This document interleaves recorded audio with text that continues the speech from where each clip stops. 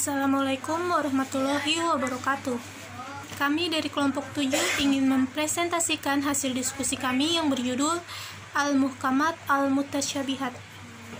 Sebelumnya yang saya hormati Bapak Angel Zainal Mutakin selaku dosen Ulumul Quran. Sebelumnya di sini saya akan memperkenalkan nama-nama dari kelompok kami. Yang pertama ada saya sendiri, Sekar Cahyaningsih. Yang kedua ada M. Agriawan Satria Utama. Yang ketiga ada Syamul Falah Romadoni. Dan yang terakhir ada Husnul Khotimah. Baik, materi pertama akan dibacakan oleh M. Agriawan Satria Utama. Kepada beliau saya persilahkan. Assalamualaikum warahmatullahi wabarakatuh. Nama saya M. Agriawan Satria Utama, NIM 2017-201-130, akan menjelaskan makalah dari salah satu matkul Ulumul Quran, poin tentang pengertian muhkam dan mutasyabih. Muhkam berasal dari kata ihkam yang berarti kekukuhan, kesempurnaan, keseksama,an dan pencegahan. Sedangkan secara terminologi, muhkam berarti ayat-ayat yang jelas maknanya dan tidak memerlukan keterangan dari ayat-ayat yang lain. Mutasyabih berasal dari kata tasyabuh yang secara bahasa berarti keserupaan dan kesamaan yang biasanya membawa kepada kesamaran antara dua hal. Sedangkan secara terminologi, mutasyabih berarti ayat-ayat yang belum jelas maksudnya dan mempunyai banyak kemungkinan takwilnya. Maknanya yang tersembunyi dan memerlukan keterangan tertentu, atau hanya Allah yang mengetahui.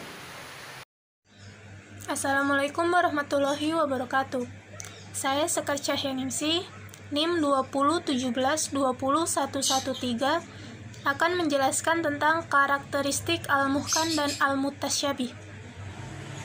Banyaknya perbedaan pendapat mengenai muhkam dan mutasyabih menyulitkan untuk membuat sebuah kriteria ayat yang termaksud muhkam dan mutasyabih.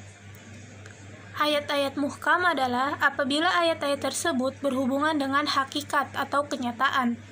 Sedangkan ayat-ayat mutasyabih adalah ayat yang menuntut penelitian.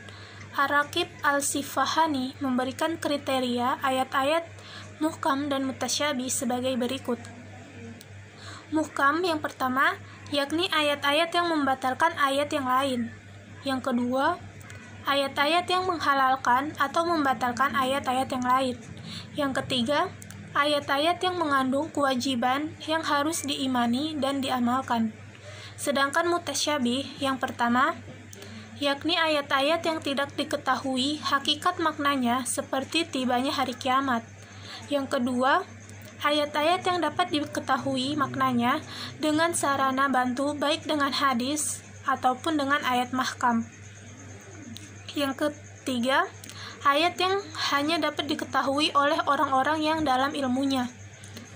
Sebagaimana diisyaratkan dalam doa Rasulullah untuk Ibnu Abbas, "Ya Allah, karunialah ia ilmu yang mendalam mengenai agama dan limpahkanlah pengetahuan tentang takwil kepadanya."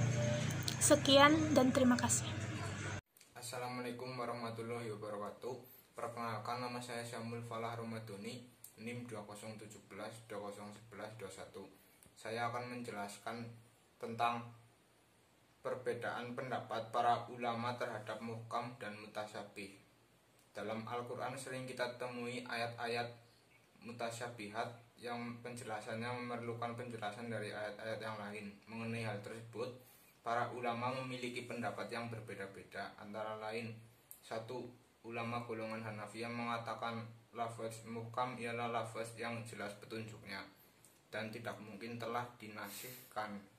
Dua, mayoritas ulama golongan ahlu fikih yang berasal dari pendapat sahabat Ibnu Abbas mengatakan lafaz muhkam ialah lafaz yang tidak bisa ditakwil kecuali satu arah. Tiga, madhab salaf, yaitu para ulama dari generasi sahabat. Mereka berusaha untuk mengimaninya dan menyerahkan makna serta pengertiannya hanya kepada Allah. 4. Mazhab Halaf seperti Imam Huramain. Mereka berpendapat bahwa ayat-ayat mutasyabihat harus ditetapkan maknanya dengan pengertian yang sesuai dan sedekat mungkin dengan zatnya.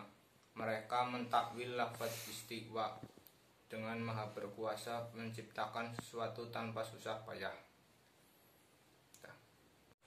Ya, saya Husnul Khotimah, NIM 2017-2011 37. Kelas 1 Ekonomi Syariah C akan melanjutkan pemaparan materi yang selanjutnya, yaitu sebab-sebab adanya ayat muhkam dan mutasyabih. Imam Ar-Rahib As-Sifahani dalam kitabnya Mufradatil Quran menyatakan bahwa sebab adanya kesamaran dalam Al-Quran terdapat 3 hal. Yang pertama, kesamaran dari aspek lafal saja. Yang kedua, kesamaran dari aspek maknanya. Dan yang ketiga, kesamaran dari aspek lafal dan maknanya. Selanjutnya, faedah ayat-ayat muhkam dan ayat-ayat mutasyabih. Yang pertama, hikmah ayat-ayat muhkam menjadi rahmat bagi manusia dan memudahkan bagi manusia mengetahui arti dan maksudnya. Yang kedua, hikmah ayat-ayat mutasyabih memperlihatkan kelemahan akal manusia dan teguran bagi orang-orang yang mengutak-atik ayat-ayat mutasyabih. Sekian pemaparan dari kelompok kami. Apabila ada kesalahan atau kekeliruan dalam menyampaikan makalah, kami mohon maaf. Sekian dari saya. Wassalamualaikum warahmatullahi wabarakatuh.